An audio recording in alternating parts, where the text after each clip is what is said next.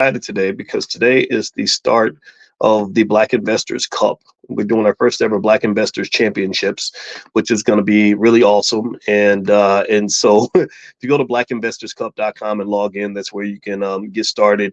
And actually, if you give me 1 second here, I'm actually going to text you guys to let you all know that Money in the Morning is starting. Give me 1 second here. All right, so I'm going to text this off to you guys, and you're going to get a text in a second. If you want to be on the text list and you want to get these notifications of when we do class and an invitation to the private Zoom, all you have to do is text the word morning, MORNING, to the number 87948. Text morning to the number 87948. Also, in case you did not know, the Black Investors Championships, the last day to sign up was a few days ago, and we kind of filled up to capacity. But one of the things that I asked the team to do, since so many of you are so excited about it, is I asked them to extend the chance to join one more day. And so the regular fee to participate is $69. But if you get on the text list, you will get a link that'll let you join for $39. So we'll take 40% off or something like that. So if you'd want to join, so it's kind of like a hybrid between a contest and a class. All throughout the competition, which is 6 weeks long, I will give you tips on how to become a better investor so that when you're done, you'll be the best investor in your family. So if you'd like to get an invitation to join the Black Investors Cup this year, all you got to do is text the word to the number 87948 and you will be invited. So there we go. All right, so give me 1 second here. All right, so one of the things I was thinking about is what it means to be a shopaholic. I don't know why that was on my mind today. It wasn't something I planned to talk about last night or anything. It's just something that came to me this morning as I was kind of reflecting on the things to discuss. I was in the 5 a.m. club this morning. Clap for me. I made it to the 5 a.m. club. You guys know it's not even a 50-50 for me. Most days I'm in the 6:30 or the 7 a.m. club, but I did get up at 5:04 a.m. 5:04. I thought about 5:04 because isn't that the area code of New Orleans?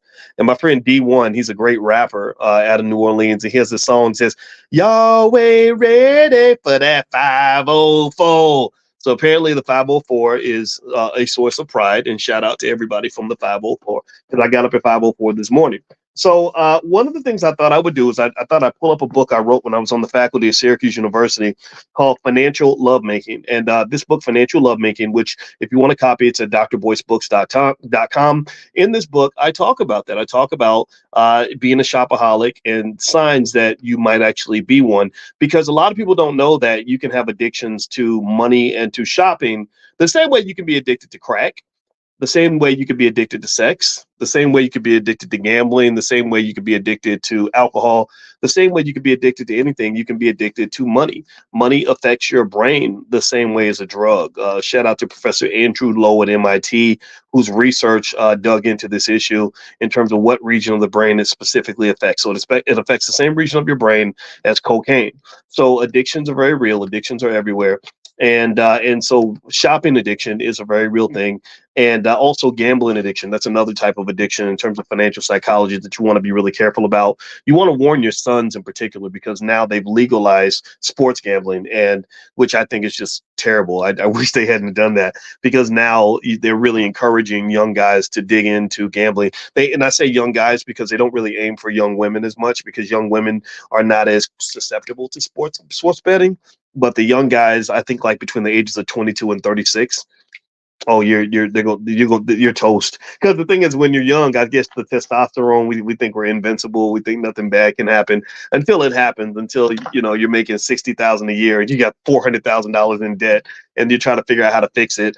And that's a hard thing to fix. It's much easier to prevent a financial problem than it is to fix one. So write that down in your head. I mean, it's much easier to prevent a problem than it is to fix it. So just remember that, an ounce of prevention is worth a pound of cure.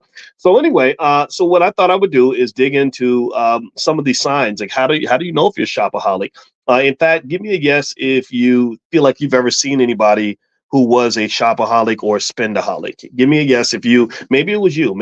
Give me a guess if you've ever seen anything where you say, gosh, that almost seems like an addiction. That doesn't seem healthy. Something's wrong with that. Give me a guess if you've ever seen anybody in that category.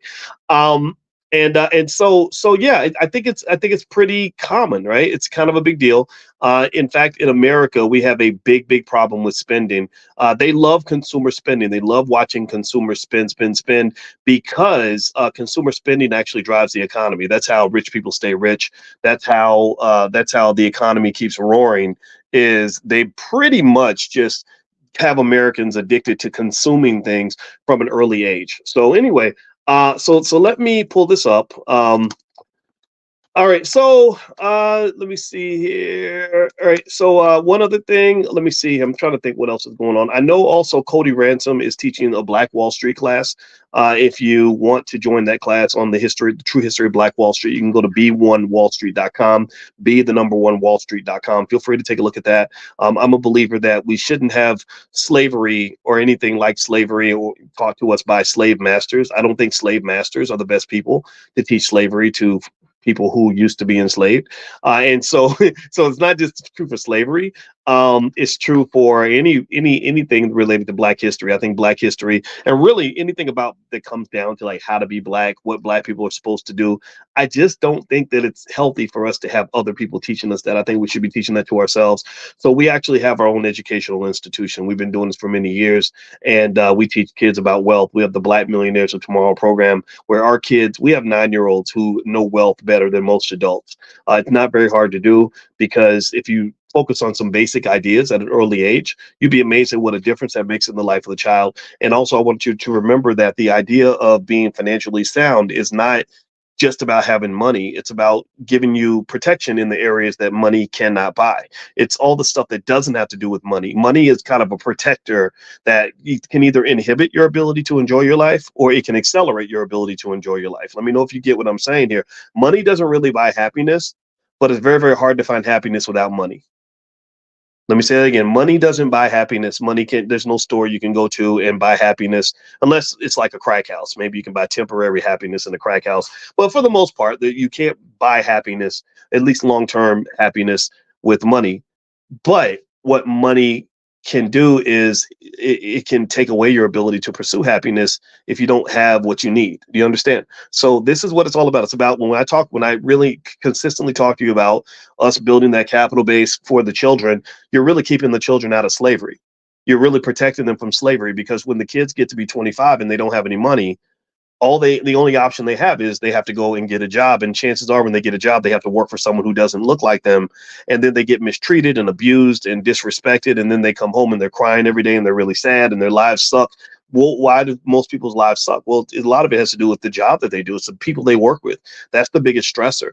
And I think what happens is that they get us distracted. They'll tell us about some person every time there's an election. They'll pick one person who got shot by a cop, and then they'll tell everybody, if you go out your door, a cop's going to shoot you. And I don't know a lot of people. I'm gonna be honest with you. I don't know a lot of people who've been shot by cops. I don't. I really don't. I know it happens for sure. I knew cops growing up. My dad was a cop. My dad had to shoot somebody. He shot a white guy, actually. He had to kill him. He was protecting people, and they sent him thank you notes and everything because this guy was a real menace in his neighborhood. But I don't know many people who got shot by cops. But what I do know, here's what I do know. I know a lot of brothers who've been shot by other Black men. I do know that. That's just my experience. I also know a lot of Black people who hate their jobs. I know a lot of Black folks every day. In fact, raise your hand if you've ever been on a job where you were disrespected. Let me know. Give me a yes if you've ever been in a situation that was just painful and stressful and irritating and made you mad and made you want to jump across your desk and beat the hell out of your boss and made you not want to come to work no more, made you just downright sad. I know that a lot. I've seen that a lot. Right. So in my view, if you're talking about really solving problems, um, my thought is like, why not solve problems by starting where the biggest problem exists? To me, that's very logical. It's very logical to say, if I'm going to solve a problem, I'm going to focus on what your biggest issue is, and I'm going to help you solve that. I'm going to help you fix that. Right. So I would just tell you that I don't think being shot by a cop is the biggest problem that most Black people have. I'm not saying it's not important. I've worked on criminal justice initiatives. I told you about what Russell Simmons and I did, where we pushed the Obama administration to change their incarceration policies. I believe in that 100%. I've talked to you extensively about things like the Biden crime bill and how many people went to prison and nobody, a lot of those people are still locked up, how it disrupted and destroyed the Black family and therefore taking away trillions of dollars in wealth from the Black community because it's almost impossible impossible to build wealth without family. Every study shows this.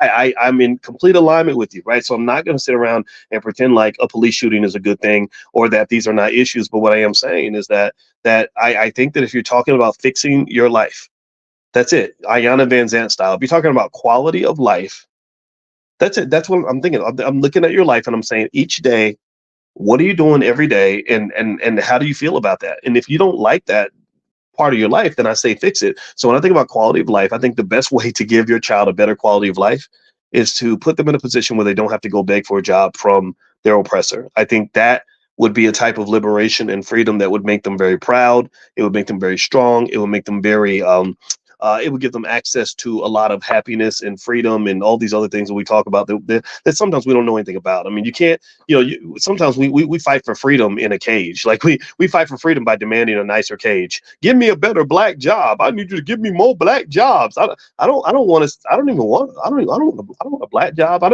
I mean, maybe like if I was in the NBA or something that I might take that black job, but I don't want a black job. I want a black owned business. Because when you have a black-owned business, you get to decide what jobs are going to be the black jobs, which jobs are going to be the white jobs, who's going to get the most opportunity. You don't become a person seeking an opportunity. You transition into a person who creates an opportunity. Do you understand?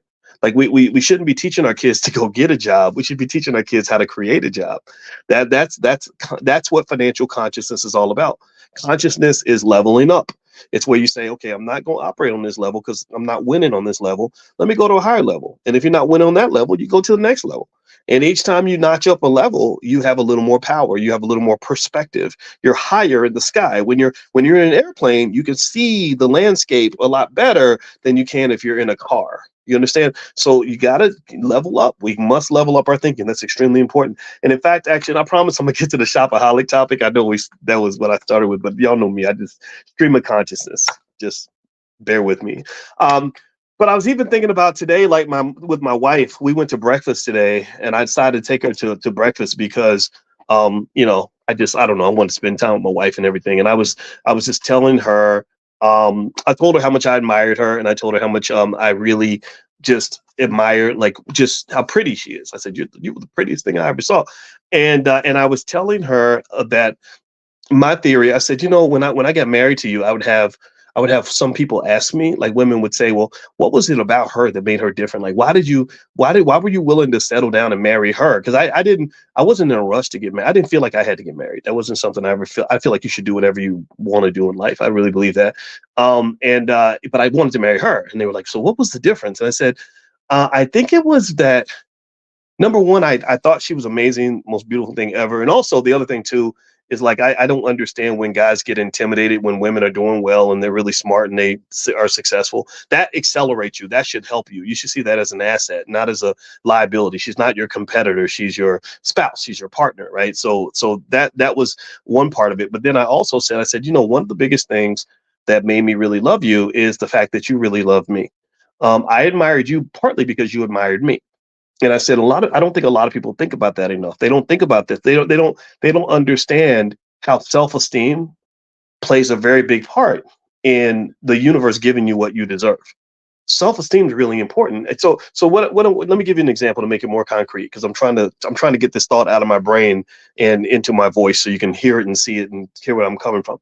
But anyway, so I said, like, I've seen men who will say, I want to date the most beautiful woman I can find, but they don't even consider, like, well, does that woman also consider you to be a catch? Like, you've decided she's the prize, but does she see you as the prize? Because if she doesn't see you as the prize, then maybe that should affect whether you see her as the prize. Because what happens, I've noticed, is that people tend to fight for the things that they value. Like, people tend to sacrifice to keep the things that they really want to have, right? Like, for example, I told my wife, I said, like, the waiter came back and he saw the half a pancake sitting on the table and he was going to pick it up. And I said, no, give me some time. I want that pancake, right? I said, now, if I didn't want that pancake, I would have just gave it up. I would have said, here you go. So what happens sometimes is you'll see sometimes, like in relationships, where because she's a relationship therapist, and I remember sometimes she might say, yeah, she say, yeah, sometimes I have a client where the husband doesn't even want to come to therapy, and he'll just be out in the streets doing whatever, and the wife will be in there like wanting to talk it out and figure it out, and he doesn't even care. And I said, it's because he don't really want her like that. Like I said, a man that really wants you is going to sacrifice for you. That's what I just really believe. Or a woman that really wants you is going to sacrifice for you. And it's not just true for men and women and male-female relationships. It's really true for everything.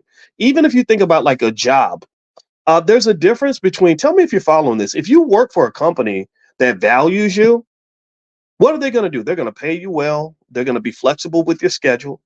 They're going to give you days off when you need them.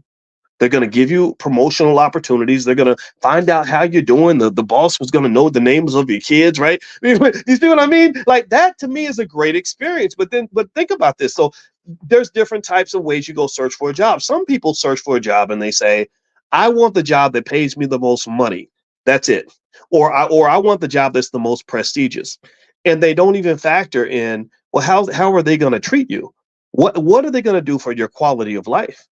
If I get a job that's super prestigious and pays me lots of money and they treat me like crap, they stress me out, I'm not sleeping, my blood pressure's up, I'm drinking myself to sleep every night because I'm under so much stress. Well, that ain't the right job for me.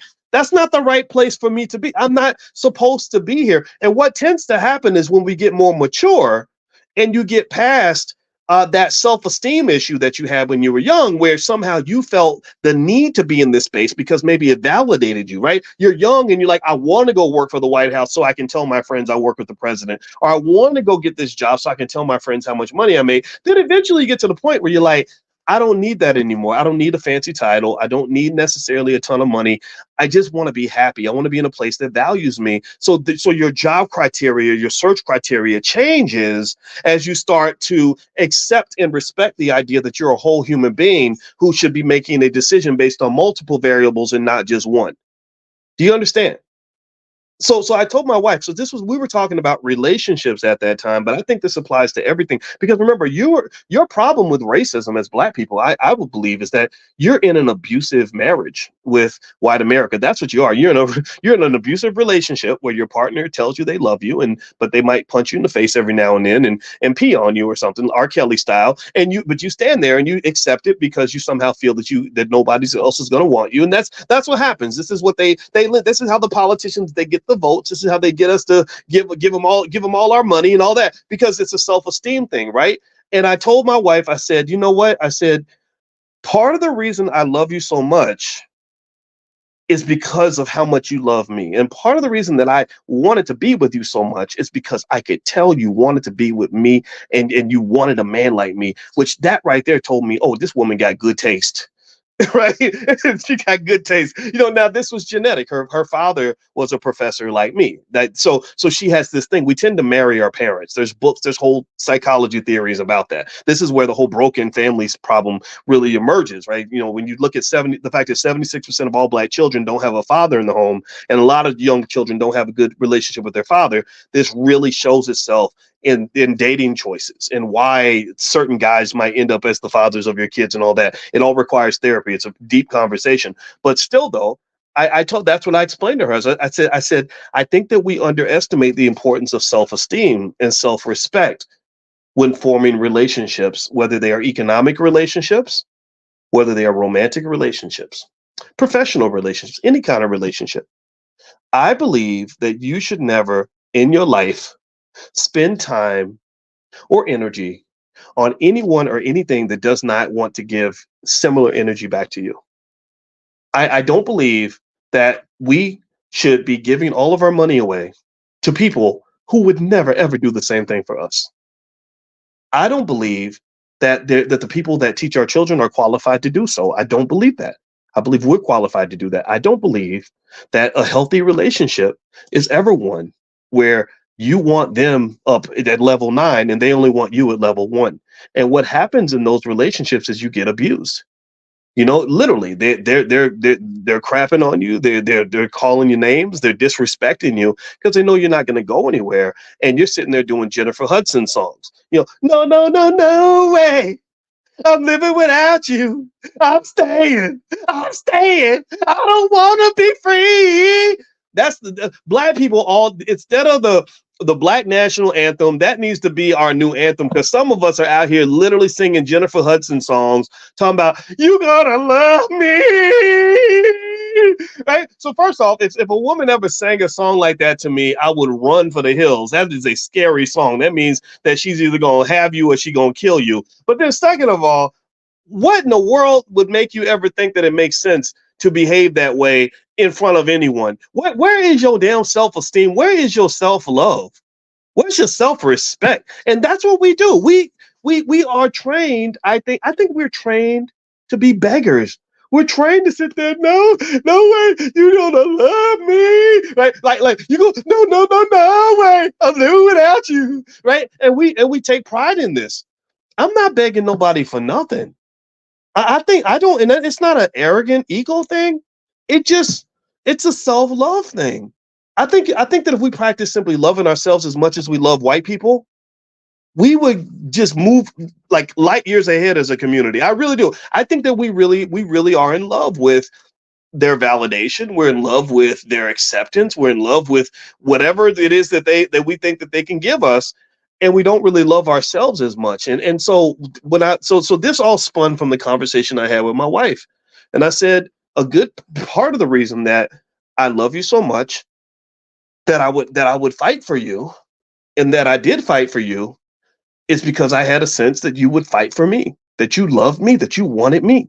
If you did not want me, then I would not want you, because I know that if I go out here and I hold my head up high and I become the best man I can be, that there would be some woman who would be worthy of that love.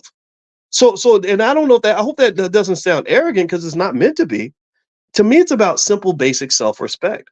I see people in relationships all the time with people who truly don't care about you. But maybe you picked him because you wanted to be married to a surgeon, or maybe you picked her because you wanted to be with the prettiest girl in the room instead of the woman who wanted you the most. I think that those factors need to be considered in every type of relationship. That's a self-esteem thing. That's just a parting thought. And maybe it's on my mind because I was going to read a little bit from my book, Financial Lovemaking. I hope that's okay. I wrote this book a long time ago, so if I say something stupid in here, just know that I was literally 18 years younger than I am right now. But I'm going to read some of this because there is a section on shopaholics or spendaholics. Actually, I call them spendaholics in the book, and I'm going to read this. And by the way, I just want to remind everybody, in case you just came in, today is the first day of the Black Investors Championship. If you'd like to enter the Black Investors Championship and win the Black Investors Cup, which also comes with lifetime access to the Black Business School for the winner, you can go to blackinvestorscup.com, or if you get on the text list, I will text you a link that will let you join with the entry fee cut by 40%. I think the entry fee is $69 for lifetime access to all the material, because it will give you training materials on how to invest and things like that to go with it. But we will take 40% off, and the price drops to $39. So that link will go out later on today. If you want to receive that in via text, just pull out your phone, text the word morning, MORNING, to 87948. Text morning to 87948. And also, I want to remind you, the All Black National Convention is going to be October 25th through the 27th in Lombard, Illinois, right outside of Chicago. It's a very nice suburb, very cool area. I went to visit the Hotel the Westin's, very, very fancy. We have about 60 experts from our community coming in all different kinds of areas with the sole objective of solving problems for our community. Everything from health, physical health, mental health. We have mental health experts. We have relationship experts. We have political scientists. We have economists. We have real estate experts. We have people from groups as diverse as the Nation of Islam. We don't care if you're Democrat, Republican, gay, straight, male, female, young, old, rich or poor, educated, uneducated, as long as you're Black first. So if that's who you are and you want to repair our community and build institutions in our community and build the next generation, then that's the convention for you. It's going to be a lot of fun too. We always have the B1 ball. The B1 ball is a lot of fun. So feel free to go to allblacknationalconvention.com. That's allblacknationalconvention.com. Okay, so let me read this. This is from page 57 in my book, Financial Lovemaking. And I wrote this in 2006 when I was at Syracuse University, because I was really fascinated with how love and money are connected. I didn't understand. I never fully processed how me making more money suddenly made me more handsome. I just didn't understand that. because I was the same guy when I was a broke graduate student. But when I was making six figures, I noticed a change in terms of how women responded. Like your jokes suddenly are like the funniest jokes ever, and you become like the most interesting man in the world. And it made me study it. It made me just say, wow, this is so crazy. Like, you want to sleep with me, and you just met me 20 minutes ago. Holy crap, this is nuts. And so anyway, rather than like digging into it in that direction, I decided to study it, because that's what I do. I think about things, and I found I was really fascinated by what I found. I found that my belief, for example, is that it is just fundamentally true that, generally speaking, women are more attracted to men who can provide security and various forms of security, right? It might be men who are taller on average are more attractive, men who are stronger on average are more attractive, men who are more intelligent, men who are funnier, actually, because comedy, or the ability to be funny, is a type of intelligence. What else? Men who are more powerful, men who are wealthier, things like that, right? It's not always true, right? Sometimes it's not the case, but on average, that tends to be true. So anyway, here's what I wrote about shopaholics, and I was talking about your financial body, and I asked, do you spend like you have no common sense? And I spelled sense, CENTS. Let's see what Boyce said. Remember, he said this 18 years ago. When I teach personal finance, I love to use a particular term with my students. The term is spendaholic. I use this term because I see overspending to be similar to any other kind of hyperindulgence: overeating, using drugs, or drinking alcohol. All of these things can be done in moderation, but there are some who do them incessantly. Americans have a horrible problem when it comes to overspending, mainly because our culture is driven by consumption, credit cards, and many other things that can put us into financial jeopardy. And I remember when I wrote this book, I was doing that summer research visit with the Center for European Economic Research. And that was when the German guy pointed out to me that Americans make less, that we make more money than Germans, but they save 5 times more than we do. And also we spend like crazy. They haven't paid more in taxes. They make less money and pay more in taxes, but they save a lot more than we do, because it's a different culture. So it says here, a spendaholic is similar to an alcoholic. Answer this questionnaire to determine if you might be a spendaholic. These questions are not meant to embarrass or chastise you. They are simply meant to encourage you to study your own spending habits to see if they can be improved. So give me a yes or no if any of these apply to you. So answer in the chat. Let's have some fun. One, if you have money in your pocket, do you spend till every penny is gone? They call that oversatiation. Does anybody do that? I used to do that a lot. That was my big problem. Money would burn a hole in my pocket, I ain't gonna lie. It still does, actually. And I'll tell you how I dealt with that. Two, do you like to shop or spend when you feel bored or emotionally down? That's what they call emotional spending. Three, do you find yourself broke before every paycheck and not sure where all your money went? In parentheses, I call that money binging. 4, do you ever go shopping and eventually spend money without having anything in mind that you want to purchase? That's compulsive spending, where you just go shopping and you don't know what you want. You just know you want to eventually buy something. I do that. I'll walk in and I'll just be thinking, like, my wife would be like, what are you looking for? I'll be like, I don't know. I'm just looking for something to jump out at me. 5, if you lost your job today, would you be able to survive on your savings for more than 2 months? If you were to significantly reduce your spending today, would this be any different? Careless spending. Okay, if you were to significantly reduce your spending today, would this be any different? Oh, so if you were to cut your spending, would you be able to survive longer than 2 months? Okay. 6, do you use credit cards for things other than big ticket items? If so, do you take longer than 1 month to repay the balance? And here I have petty spending. That's the definition of petty spending. Do you use credit cards for just a lot of stuff or just for big ticket items?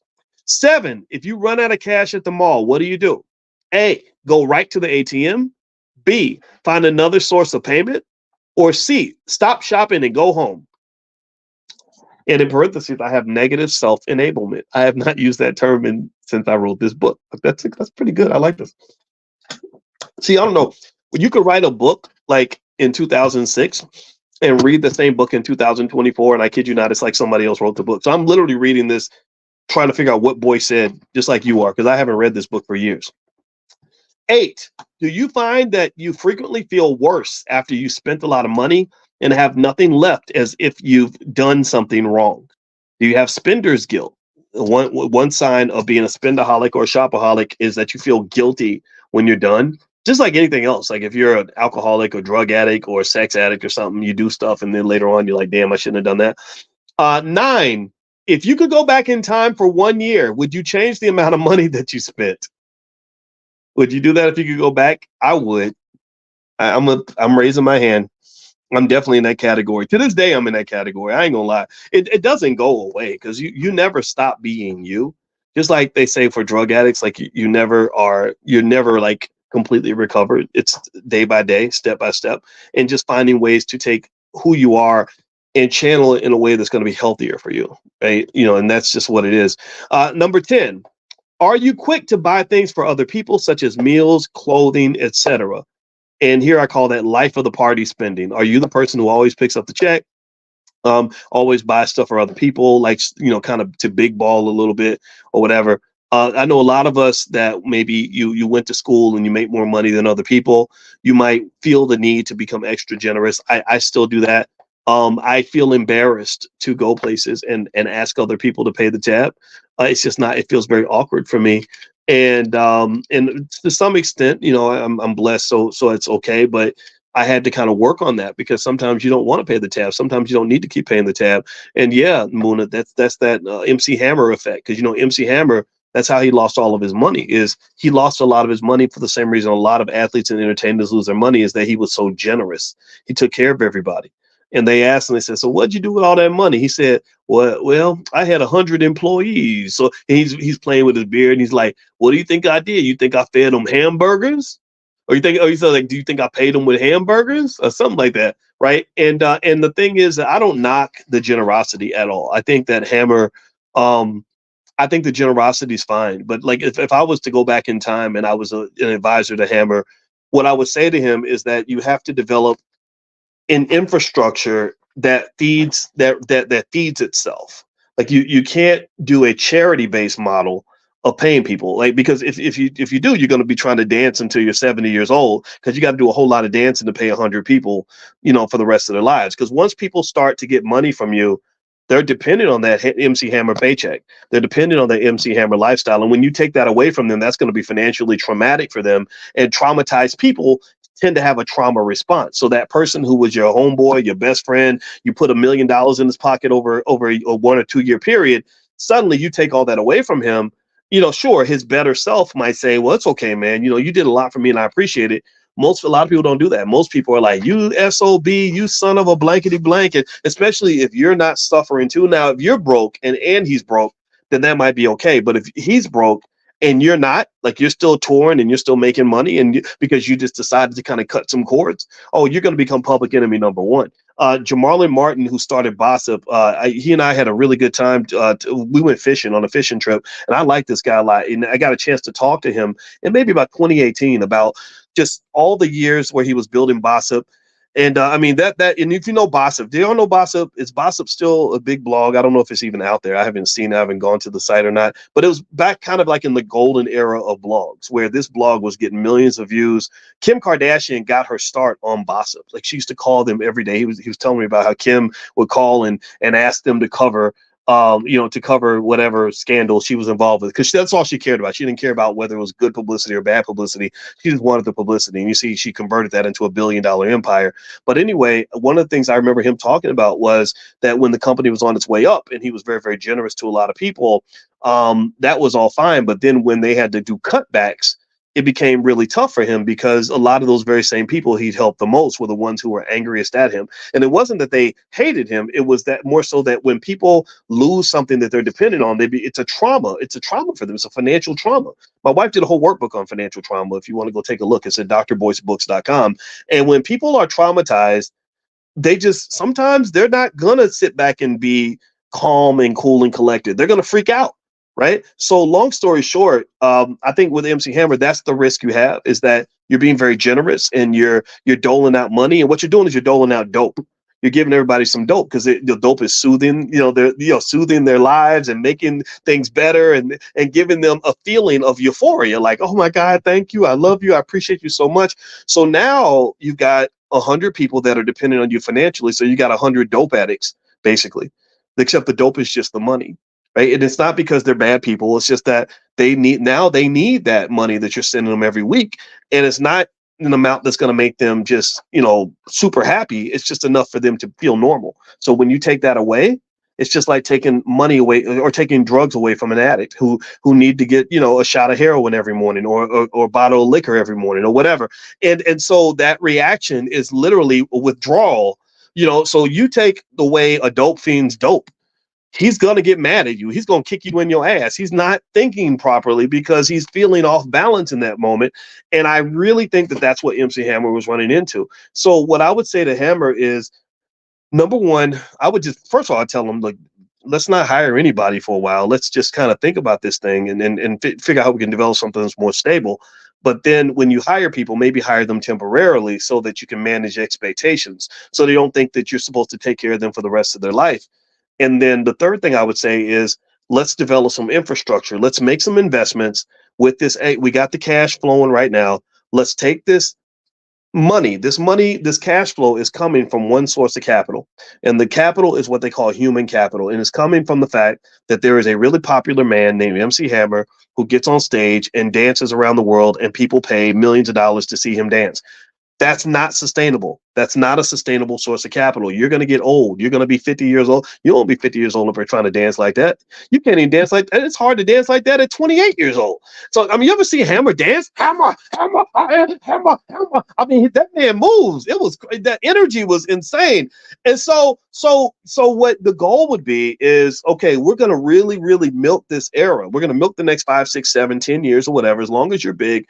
But the whole time we're going to be siphoning this cash into a more sustainable form of capital. We're going to start buying into other types of businesses. Maybe they're movie theaters. Maybe it's just buying shares of stock, right? Or whatever, right? Okay, here, this company called Apple, the stock is $5 a share. We think this company is going to have a bright future. And then years later, Apple's trading at $200 a share. So you're sitting on millions of dollars in capital that isn't going to get tired, that doesn't have to dance, that isn't going to get old. It's just going to sit there and keep paying people forever. And that's how you develop something that's more sustainable. That's how you develop a recursive ecosystem, right? A feedback loop. So now you've got these people on your team, they're trained, everybody's trained to do their job. They're all being paid well to do their job. And because they're doing their job well, that's bringing more money into the business, right? So you can afford to pay them because you're getting something back. It's not a charity model. Charity is important, but charity will drain you. You can't do charity forever. You can't have a one-way source of wealth for all of eternity, because eventually the original source will dry up and then everybody suffers, right? So long story short, I would have probably tried to convince Hammer to take some of that money and make some other investments in some appreciating assets, starting with the very basics, stock market investing, real estate investing, and some limited amounts of entrepreneurship. Nothing crazy. We ain't buying your cousin's bowling alley and your Aunt Lucy's liquor store. We're not doing all of that.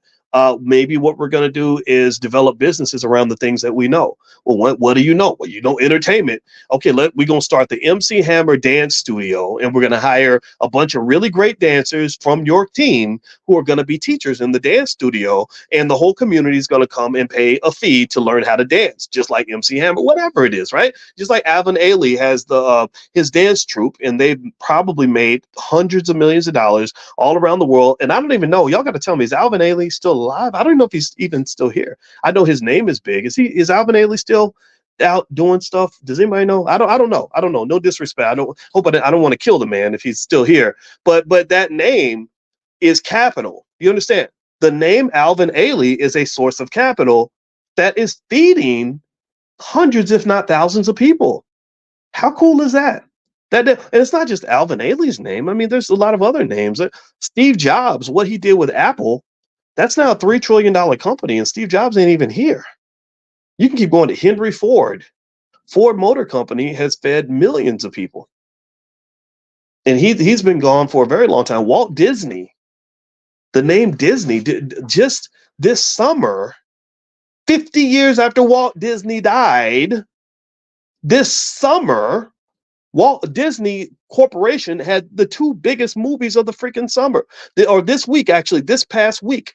They Wolverine and whatever that is from Marvel Studios was the number 2 movie, and number 1 was Alien, the movie Alien from another studio, the 20th Century Fox that they own. And they had the biggest haul of movie revenue of any major studio on the planet. And this is 50 years after Walt Disney died. And why is that? Well, that's because Walt Disney did something that's really important. He did something that the ancient Egyptians did at a very high level, is that he spent his life planning for that afterlife. When I was in Egypt, I was fascinated by how obsessed the old Egyptian kings and the Nubian kings and all the kings and pharaohs and queens were obsessed with death. And they really planned for death. King Tut, for example, as we saw King Tut's mummy, King Tut only ruled for like 9 years. He wasn't even a ruler that long, but he spent that whole 9 years preparing for the afterlife. So here we are 5,000 years later looking at this kid's mummy. He was a kid, and it's kind of crazy, right? Well, the same thing I think is true when you talk about economic afterlife, right? Just sort of preparing legacy, preparing infrastructure. Just saying to yourself, okay, if I'm MC Hammer and I can't dance no more, how am I still going to feed these 100 people? Because they're still going to need to eat, even when my knees have arthritis in them.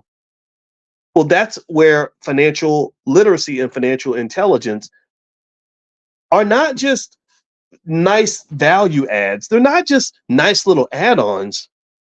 They can literally become a matter of life and death. It can literally become a matter of, process this. Think about how many people couldn't eat anymore because MC Hammer wasn't selling records like he used to. A lot of people suffered financially because of that, right? So Alvin Ailey died in 1989. Thank you for sharing that. About 10 of y'all shared the year of his death. So thank y'all for giving me the information. Y'all intelligent Black people are the best. So yes, he died in 1989. I was actually a senior in high school that year. That's how long ago that was.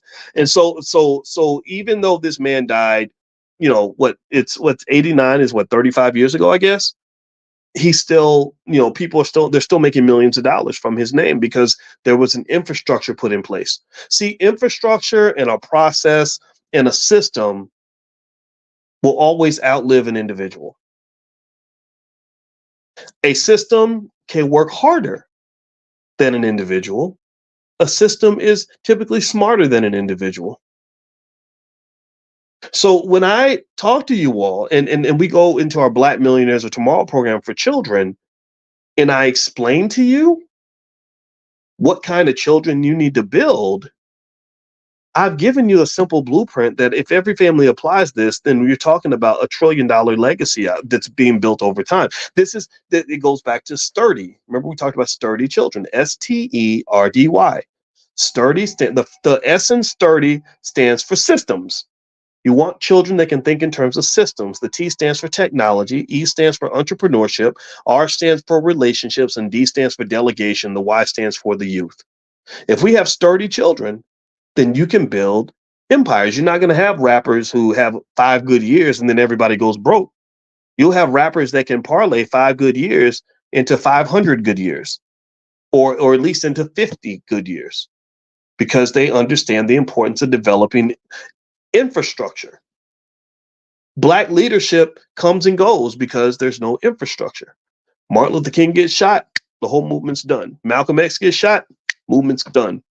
Umar Johnson doesn't survive past tomorrow. We don't have King Kong consciousness.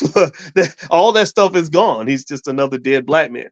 But if you have systems and infrastructure, like for example, the Anti-Defamation League can't die.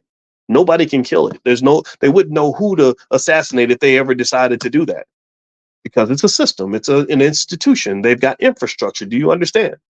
So what you want to do if you're building that legacy is I encourage you to think in terms of infrastructure. If you do that, then you've got a chance to live forever. You can do what the ancient Egyptians did and have people literally benefiting from your labor for the next 100, 200 years. And the beauty of it too, that's amazing, is that you literally are liberating people that are not even born yet. if you just think about, if we were all disciplined enough, for example, to just buy some shares of stock and never sell them and hold that in the family for the next 50 years, that will be enough to buy an apartment building for your great grandchild. That's enough for somebody to never have to work for anybody. My wife bought her first house from World War II savings bonds that her great grandfather bought in 1942. Do you understand?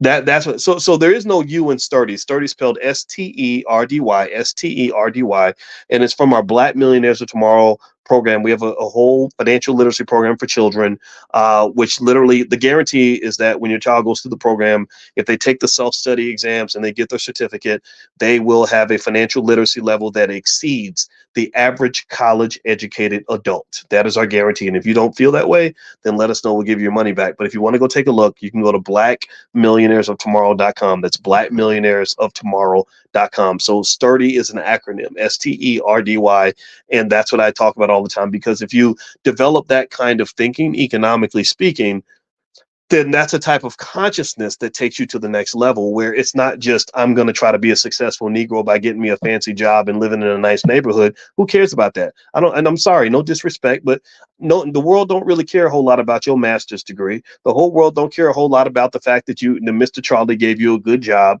Nobody cares if you got an Oscar or a Grammy. Nobody really cares about that. And it's not because it doesn't matter. I get it. I got the degrees and I got the fancy jobs and I've had all that. But if something happens to you, if you're dead, if you stop breathing tomorrow, then everything you've accomplished is gone. All that labor, all that energy you put into making yourself into whatever you are, because you live in America where rugged individualism is celebrated, and we're told to celebrate ourselves and invest in ourselves. The biggest investment is the investment I made in me. I remember when I used to hang out with Dame Dash. He used to talk about that all the time. "Oh, I'm going to invest in me. I'm going to invest in me and do this for me, me, me, me, me, me." And I said, man, you sound like an opera singer. Me, me, me, me. Like, why is everything me, me, me, me? How come it can't be we and us? I don't want to invest everything in me. I need in order for me to invest in me, I need to properly invest in you. Because me and you becomes we, and we is 100 times bigger than me. Sure, I worked hard. I did all that. I got the degrees and I went to school and I know a whole lot of stuff. But if I walk outside that door and get hit by a milk truck, then everything I've worked for is gone. The only part of me that will survive is the part of me that I converted into we. So I know that the we will outlast the me any day of the week. Do you understand what I'm saying? I know that if something happens to me, I'm not worried about something happening to me, because we got we. I know that I've been able to, over 15, 20 years, talk to about 10, 20 million people who are going to take something that they learned from me and that it's going to survive. It's a win. It's a win for us. So what happens to me doesn't matter. I don't, when I figured that out and began that process of really pouring into other people as much as I could, and doing the same strategy that I would kind of, would have loved to help MC Hammer sort of do. That was when I no longer had a fear of death. I wasn't afraid of death anymore. I'm not afraid to die because the we has become so big that the me is not that important. Sure, I'm still part of the process. Sure, absolutely. But if I was gone tomorrow, there's certain ideas and principles and philosophies that I know that you all have embraced that you're never going to unlearn. Now your kids know it. Your grandkids know it. You've been talking to people about it for 10, 15 years. So me doesn't matter anymore. Now me has become we, and they can't kill that. They can't kill the we. They can only kill the me. So I don't sit around saying, oh, what if they come and assassinate me like they did Booker T. Washington, or take me down like Marcus Garvey. That stuff doesn't bother me. I have a job to do. And I would say the same thing is true for any of you. All of you. A lot of you are super talented. You've got so many great things you've worked on. You have so much knowledge you have so much skill, so much possibility and potential. Try to make sure you turn that me into a we, and don't fall for the me philosophy that exists in America, because the me is why so many people are struggling, why so many people are losing, why our country is not becoming the country that it needs to be. If you want to know why China is becoming so strong, it's because China understands this. China says me don't matter. It's the we. We are what matters, not you. You're an individual. So doing everything by yourself is not really going to get you what you're looking for, because I hate to break it to you, but at some point you're going to die. We're all going to die. And so the best thing we can do while we're here is enjoy the present, really pour into it with reckless abandon, fearlessness. I believe deeply in that. I believe in relentless fearlessness in terms of pursuing whatever purpose you believe God gave you, and then making sure that you're passing that baton so that everything that you have, everything you work for, everything you become becomes something that's bigger than just you. That's consciousness. That's financial consciousness. That's it. I'm done. Um, So yeah, so I finished reading that part from my book, Financial Lovemaking. If anybody wants to go get a copy, you can go to drboycebooks.com. And it's the subtitle of Financial Lovemaking is merging assets with your partner in ways that feel good. So I actually say I want to apologize in advance for any weird or freaky stuff I said in the book. I think I talked about financial threesomes and stuff like that, just trying to be funny. But that was me at 35 years old, so I'm a different man now. So anyway, I hope you guys have a great day.